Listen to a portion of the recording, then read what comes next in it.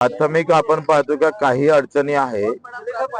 परवानगी देताना जे डिपार्टमेंट आहे ते प्रस्ताव परिपूर्ण नाही देत, त्याच्यामुळे बरेच प्रस्ताव प्रलंबित आहे आणि याचा सुसूत्रपणा येत नाही। डिपार्टमेंट आणि फॉरेस्ट किंवा व्याघ्र प्रकल्प यांनी एकत्रित होऊन बसून तेव्हाच्या तेव्हा ते पूर्ण करायला पाहिजे।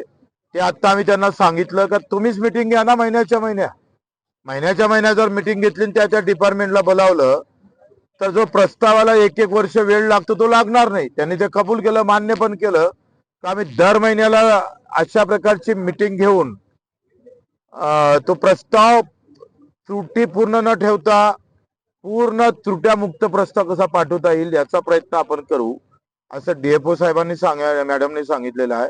दुसरा, शेतात विहीर खोदतं म्हणून आमच्या डोक्यात का भिनलं होतं का शेतात विहीर स्वतःच्या शेतात पण विहीर खोदू द्यायची नाही, असं एका अधिकाऱ्यानं सांगितल्यानंतर आम्ही हा डेरा टाकला होता। तर त्यांनी सांगितलं, ज्यांनी हे प्रकार केला त्याच्यावर कारवाई करू आणि स्वतःच्या शेतामध्ये स्वतः विहीर खोदू शकतं। जे वनचराईसाठी आम्ही प्रस्ताव मागितले होते आणि जे मागितले ते न देता दुसरे दिले, त्या संदर्भात सुद्धा कारवाई होणार।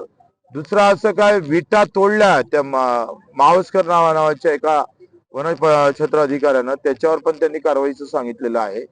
एकंदरीत काही कायदे जे आहे ते केंद्रानं एवढे चुकीचे केले। पिण्याच्या पाण्याच्या पाईपलाईन साठी सुद्धा 200 मीटरची असू दे का 100ची असू दे का 50 मीटरची असू दे, ते केंद्रालय पाठवल्याशिवाय त्याला मंजुरात भेटत नाही।